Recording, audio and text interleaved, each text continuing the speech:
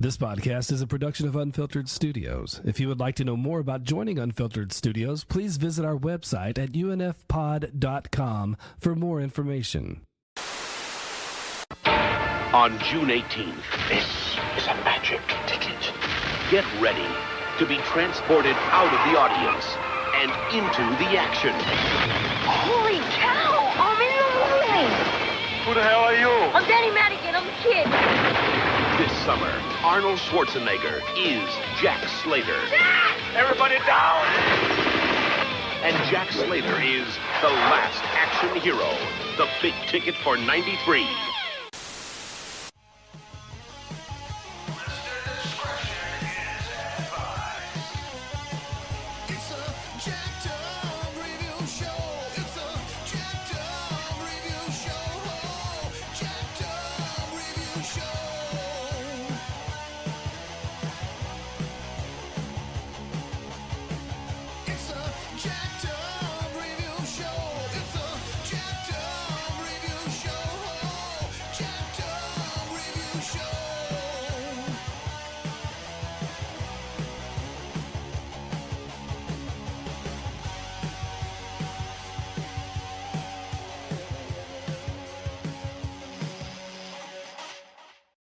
Welcome all. Here you got a mini-sode. That's right.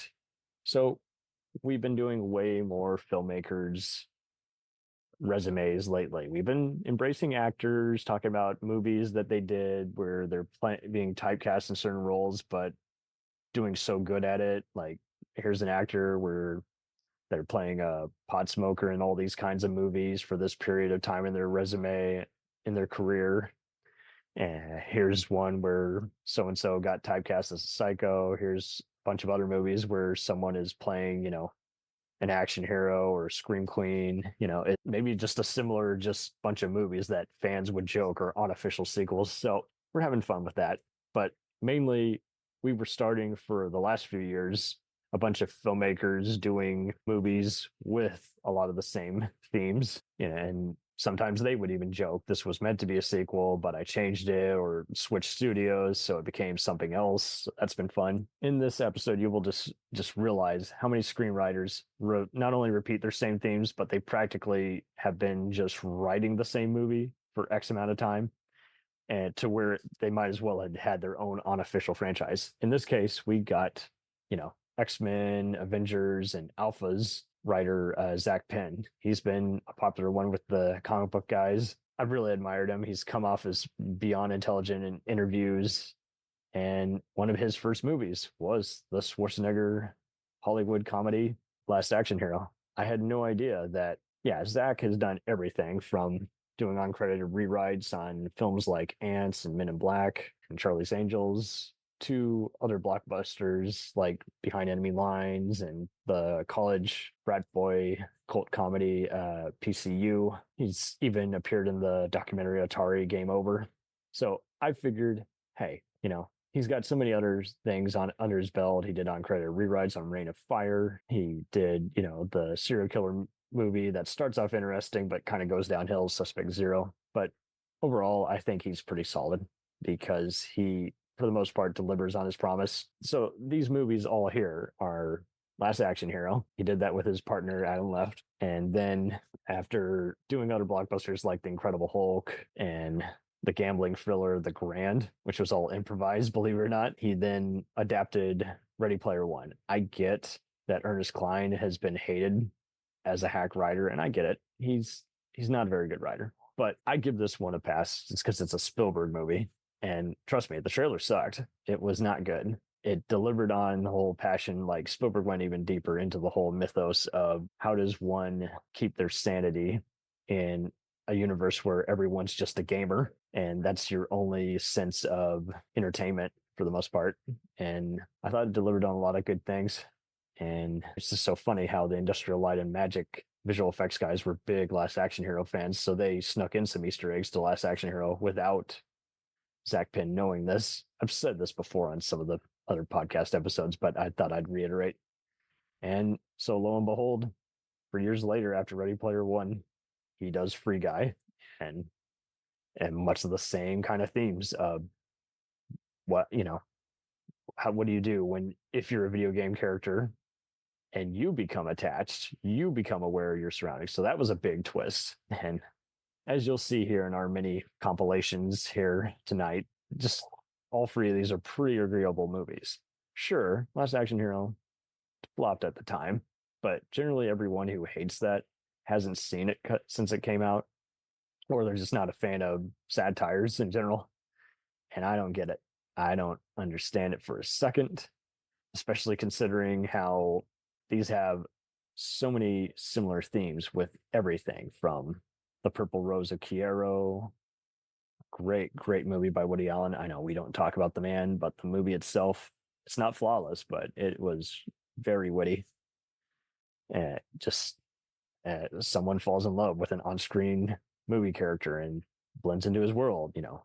Who Framed Roger Rabbit was kind of the one that introduced those series of subgenre films. But I mean, even UHF, the Weird Al parody joked about Hollywood and the makings of different movies and how they're larger than life. And yeah, it just seems like there's movies like that once in a while, but everyone's afraid to get real meta. Like, I don't know if just Hollywood can't take a joke, or if it's hard to joke about without just seeming too on the wire, too close to home, maybe pretentious to some. But I mean, you gotta love a movie where a young Ian McKellen, well, he wasn't young, but pre-fame, is playing the Grim Reaper.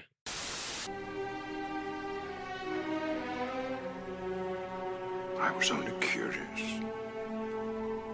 He's not on any of my lists. Though you are, Daniel. Now? Oh, no. You die a grandfather.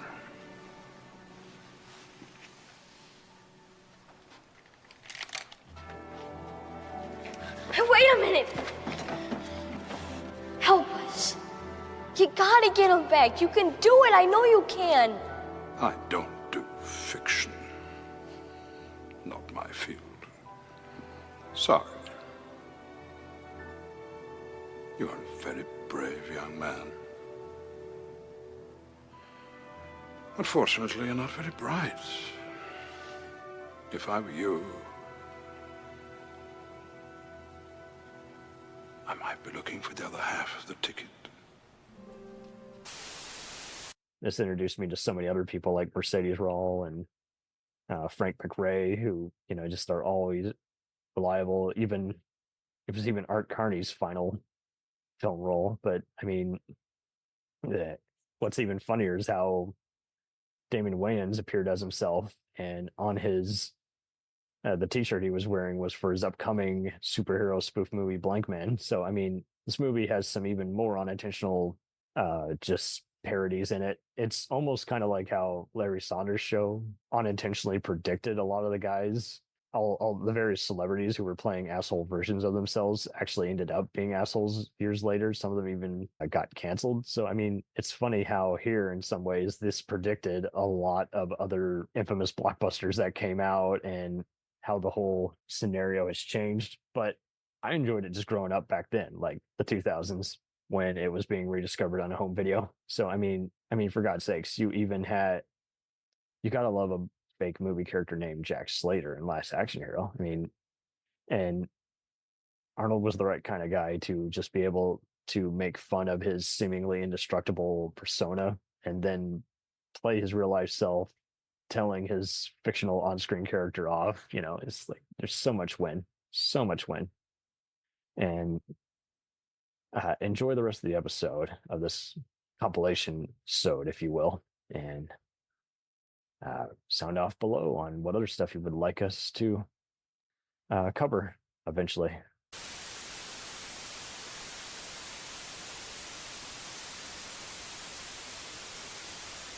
Hello all, it's your host Cam and co-anchor John. What's up, everybody? We are talking action director and producer John McTiernan.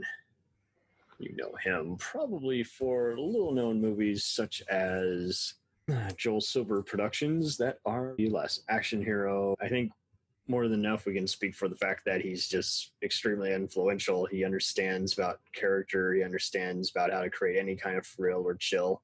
And he's had plenty of other movies that have been rediscovered, whether it's something like his debut, such as Nomads, or something infamous like the Rollerball remake. John, what was your... I think you'd said before you had seen pretty much all of his blockbusters back to back and catching up on some more recent ones. Where do you rank him as a filmmaker, as his pedigree? Well, he's actually in my top 5 directors of all time. He basically understands it. He has had very private interviews. It's so cool. Out of all the episodes of the director's documentary series that was on Stars, his episode was often one of the favorite ones, because he basically reinstated a lot of what he had said in the past, and how if you really want to be in this industry, you got to dedicate so much time to it and make sure you really want to do that before you say yes.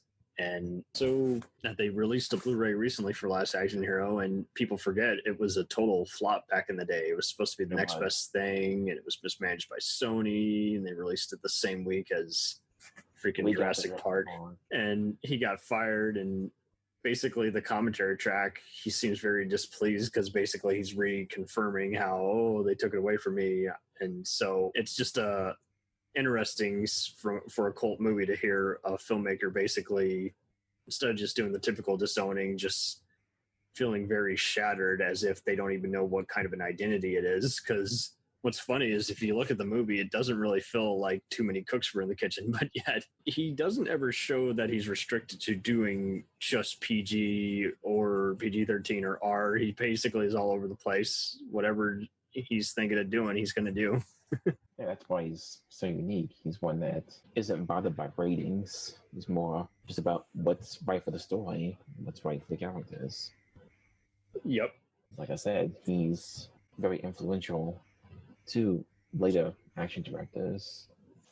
I'm sure he said before, particularly with Die Hard. We know that. Oh, yeah. And it is so funny how he was very intimidated by Joel Silver. He already made Predator in South America, and it was kind of like Raiders of the Lost Ark or Lawrence of Arabia for him. He's hiring a very wonderful, Australian cinematographer who's got all this, non-static camera work. And he's, using Craig R. Baxley for the stuff back in LA involving the tree falls and what have you.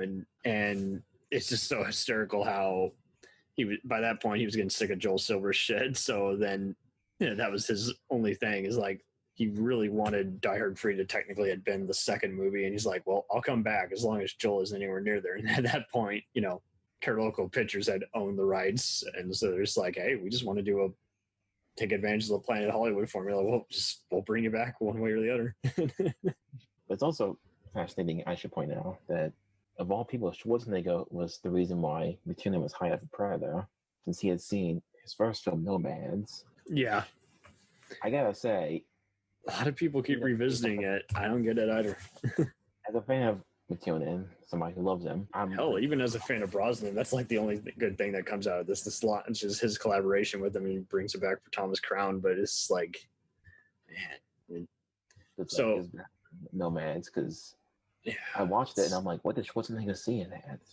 But I'm glad because I have tried. I really have, and I just don't care for the visuals, and it's just the pacing is just so uninspired, and the story is a mess. It must have been just at the time. It just was very weird and unusual, and it just caught his eye, because you look at it now, you're like, it's just, dated or not, it does not hold my interest.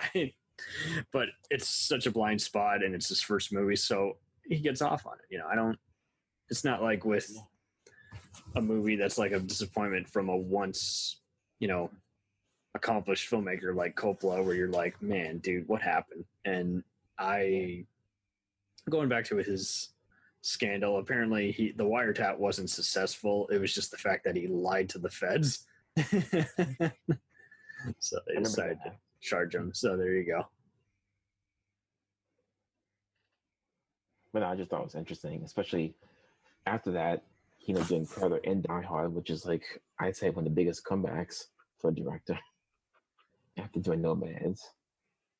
And not a lot of directors are able to do that. Some end up falling even further. He's one of the few that didn't do that. Unless you get to roll a ball, but that's a different story. In general. It's just so bizarre. Yeah. I voted sorry. I thought I was gonna die. Oh, I'm sorry to disappoint you, but you're gonna live to enjoy all the glorious fruits life has to offer. Acne, shaving, premature ejaculation, and your first divorce.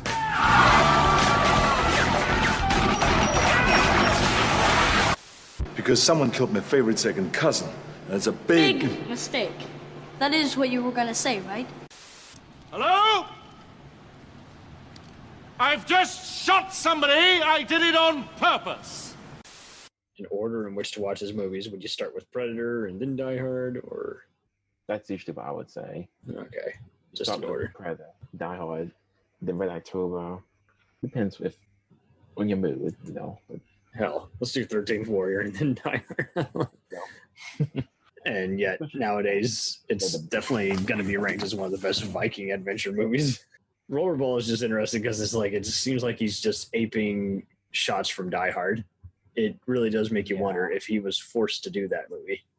Because it is trashy, but it also feels like a direct-to-video movie that somehow got sent to theaters. I think other than his small blemishes, he has a pretty overall agreeable resume, but it's just funny seeing that he has just the most bizarre scandal, and everyone at the end of the day just goes, hey, the guy who did Predator and Die Hard, what happened to him? like I said, hopefully one day he could make another film. I'll be happy to see it. If he wants to, but we don't have to like the person, yeah. yeah. This is the Oasis, a whole virtual universe. This is where we meet each other. What up, Z? It's where we make friends. Parsival! You free Thursday? Did she just ask me out? Citizens of the Oasis. Oh, yeah. It's not about winning. It's about playing. That went well. Ready Player One. Experience it in IMAX. Why is Ready Player One so mixed depending on who you ask? I would have thought that would have... I actually like that one. Yeah, I love Ready Player One. And I always encounter at least one person who like really loathes it to death, just fine. Because I guess you could say he was diving into video game culture a little too easy. I mean, that's the thing for me. I had flashbacks of being like really high on a couch in college and watching my friends play Final Fantasy. And I'm like, all right, this is cool, but I have zero emotional investment in this whatsoever. I don't care. Well, fair enough. I mean, all the Easter eggs are in that movie, by the way. All of them. All of them. Yeah, plenty of Easter eggs. I mean, really, I only connected with it when he gets to the club and just showing how the person literally doesn't have a life outside of the video game. So that just brought some interesting themes. And then having the cops look like the ones in Minority Report where the, future helmets all over their heads scanning through. But I will give you this. It's kind of a ways away from him trying to make his equivalent of, The Matrix or, Inception.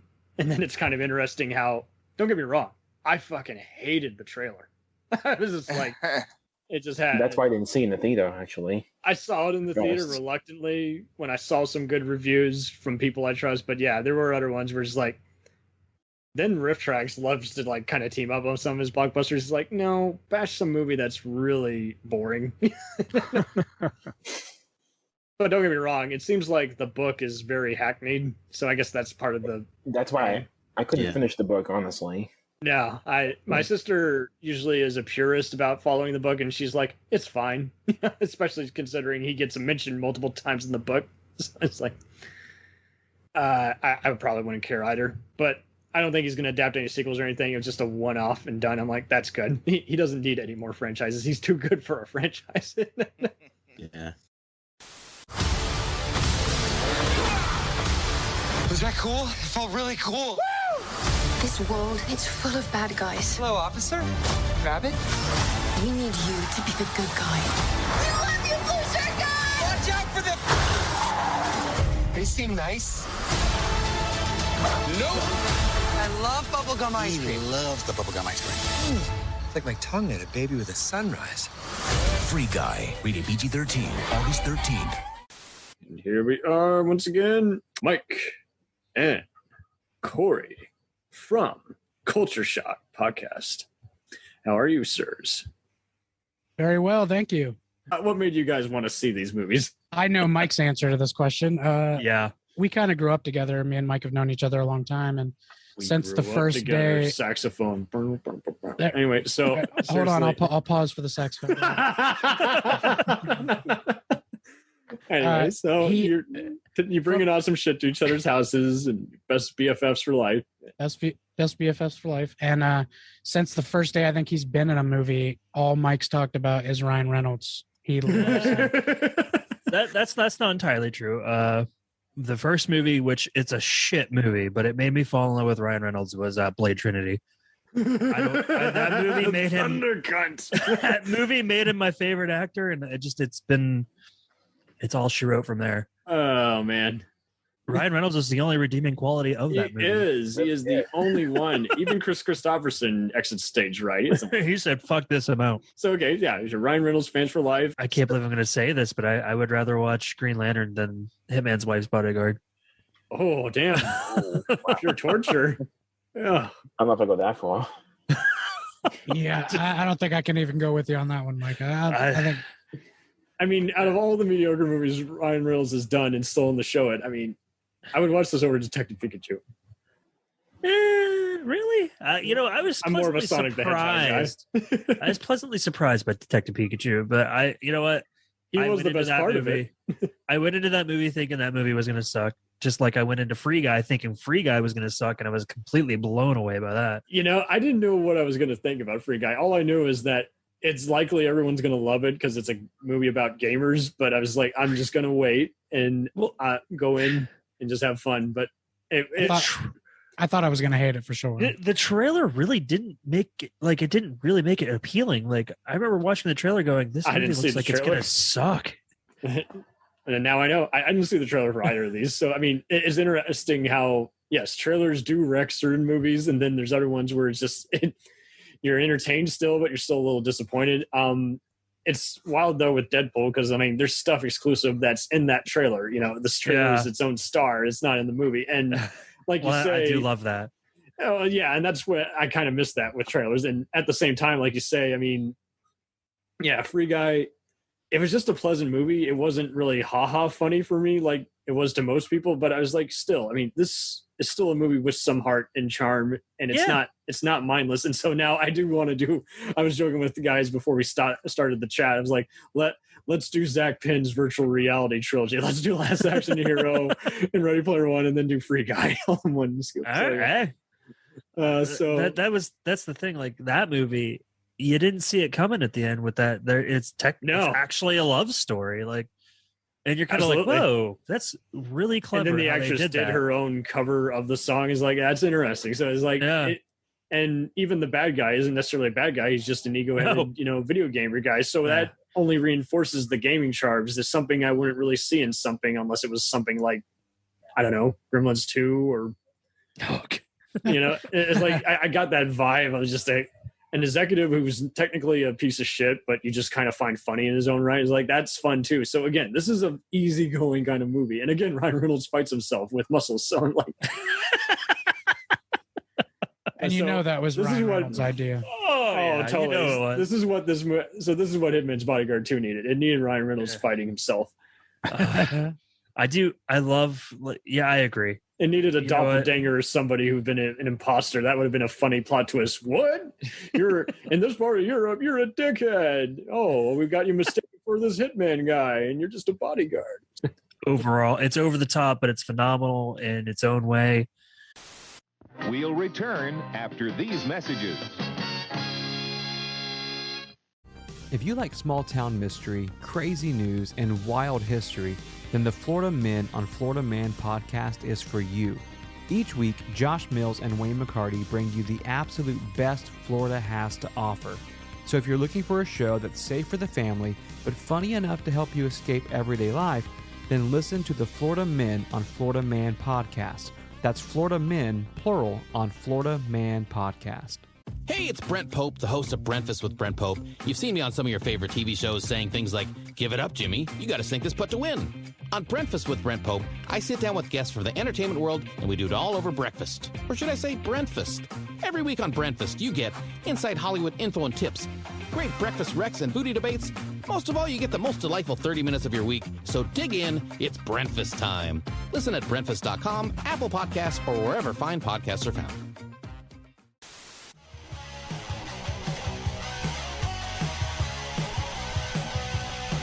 Follow us on the web on Facebook, Twitter, and Instagram. The podcast is available on Podbean, Spotify, iHeartRadio, Anchor, Apple, and anywhere else podcasts are available. Feel free to review our show and leave comments on any of those sites. Thanks a million for listening. It's a Jack